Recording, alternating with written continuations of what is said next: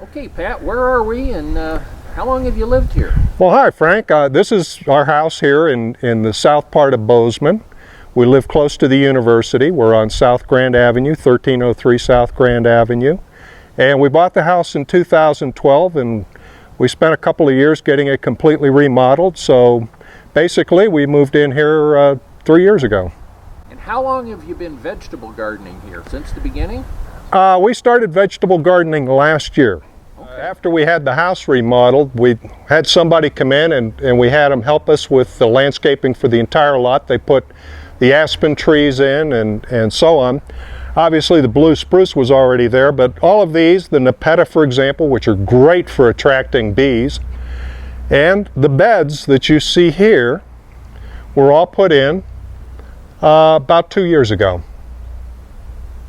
What we did, we put in these raised beds, so there's two of them.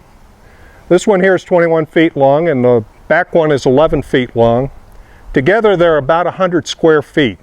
Okay, so what we did is we got starters from the club, of course, and Don Mathra had given me a couple of early girls, so that's what these two plants are down here on this end.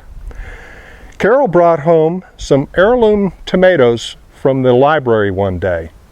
And that's what you see here. These two plants, this one and this plant, these are heirloom plants. And, well, this one has one tomato on it. but we have, these are fantastic in the front. There's two fantastic and two celebrities in the back. And I'm really happy with the number of fruit that are coming out on these plants. They're just terrific. They're very, very prolific with the fruit that they're producing. So these beans are of course planted from seed, and the cultivar is Jade, and as you can see they came in and they're just fabulous. They're delicious. I pick them about every other day and they're tremendous. We're delighted with these. This is a great crop. We're really pleased with these guys this year. So how long have you been picking them? A week or so? Or Oh, close to 2 weeks now. 2 weeks. Yeah. Okay, so here we are. Well, it's the end of the first week in August, and so we've been picking them since sometime in around the end of the third week of July. Yeah. Let me start with the onions. So I got a set of starters from the club, 36 starters. I planted them.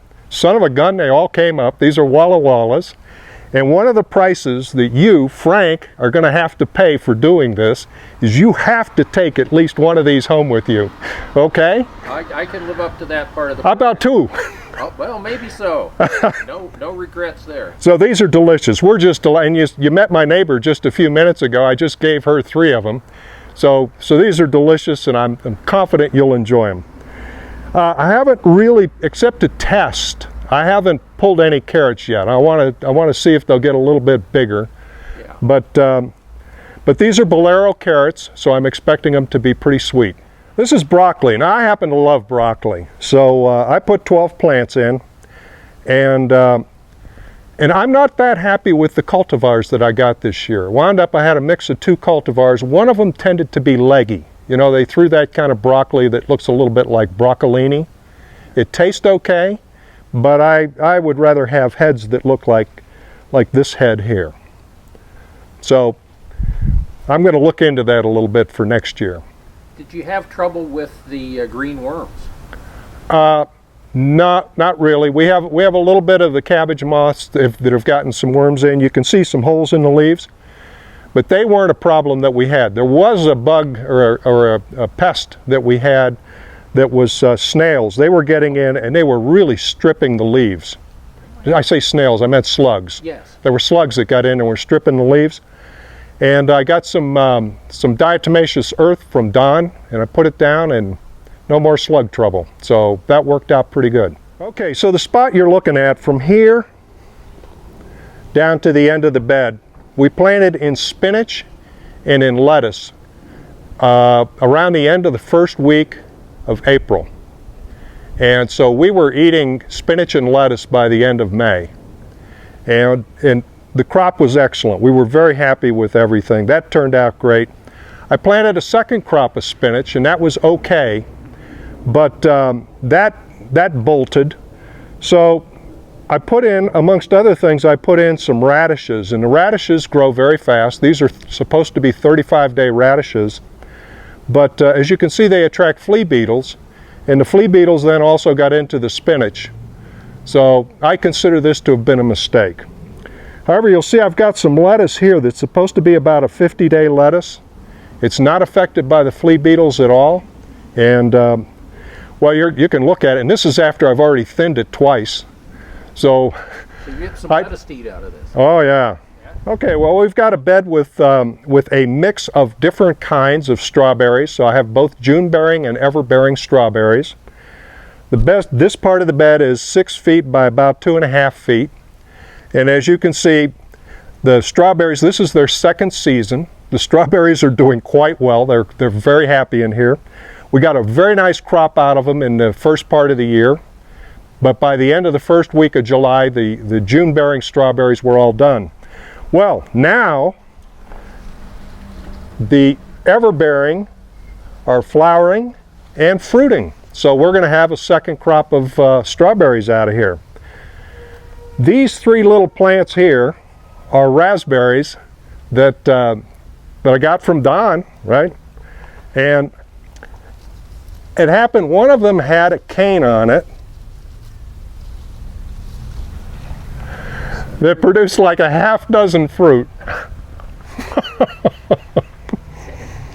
But next year we'll have raspberries too. All right, now this is my pride and joy. This is what I really, really wanted to get done this year, was to plant these sun golds, and I have Juliets also. Plant them against the house. Now you can see the house is painted gray.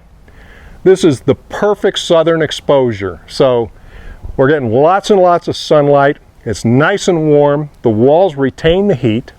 And so these guys were fruiting around the end of the third week of July.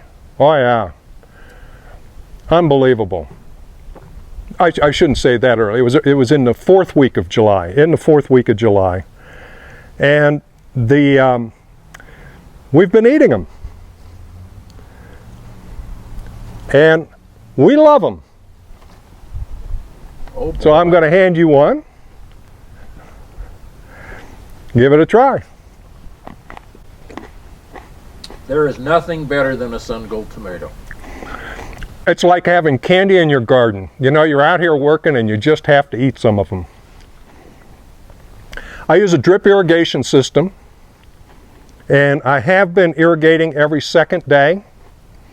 So I'm going to start to cut back a little bit now because I want to accelerate the ripening of these tomatoes over here. But I may stay on that every other day schedule with these sun golds.